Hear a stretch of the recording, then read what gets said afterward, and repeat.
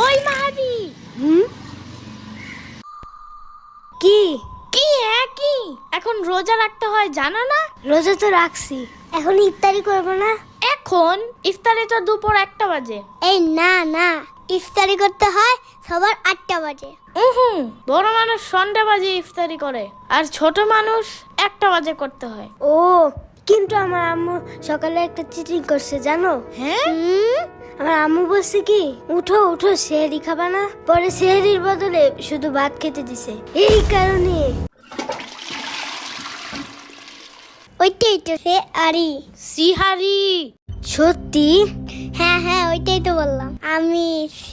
আরিতে কলা দিয়ে মাছ খাইছি, অনেক মজা। কিন্তু ইফতারি তো আলাদাই, তো ভাত সেহরি হয় কেমনে? এমনে অমনে হেমনে। মেন কথা হইলো তুমি রোজা রাখতেছো না, বুঝছো? ঠিক মতন না রোজা রাখলে অনেক সমস্যা আছে। আমাদের ওই বাসার ওই পিচ্চি রোজা না রেখে মিষ্টি খেয়ে ফেলছিল, পরে ওর পেট খারাপ হয়ে গেছে, পরে ওর খালি মাথা চুলকাইতো অনেক। আমার সাম্বার তো ঠিকঠাক মতন রোজা রাখে, তাও ওর পেট খারাপ হয়, সারাদিন খালি মাথা চুলকায়। তার মানে সাম্বার বাচ্চা রোজা রাখে না ঠিক মতো? লোকে তাইলে সবকিছু তাইলে ওই খায়। আমার কেকও খাইছিল, আর দোষ দিছে নিশিভূতের।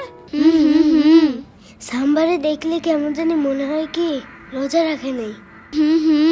ওরে দেখলেই মনে হয় মাত্রই খাইছে কি জানি।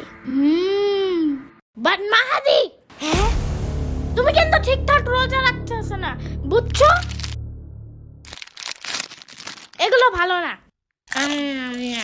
কারণ আমার আম্মু বলছে ঠিক মতন রোজা রেখে দুপুর 1টায় যদি ইফতারি না করে তাহলে নিশিভূত আইসা পড়ে। রাইট। বাট দুপুরে 1টায় না, আমার আম্মু বলছে সকাল 8টা বাজে ইফতার করতে হয়, সকাল 9টা বাজে খেলে আরেকটা রোজা রাখা যায়। আলো তুমি ব্যাপারটা বুঝতেছো না। তোমার আমার আম্মুর কাছে নিয়ে যাবো না, দেখো পরে নিজেই জানতে পারবে। আচ্ছা ঠিক আছে, দা বলে। ইচ্ছা মতো কপ কপ করে চিপস খাইতেছিল, আমি আমার নিজের চোখে দেখছি।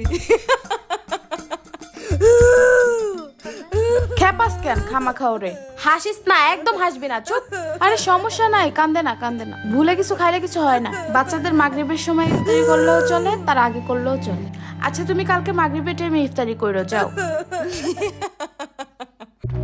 সাম্বার বাচ্চা, আমিও জানি তুমি ঠিক মতন রোজা রাখো না। হ্যাঁ, এই জন্যই খালি তোমার পেট খারাপ হয়, আর সারাদিন খালি তোমার মাথা চুলকায় যাই থাকে।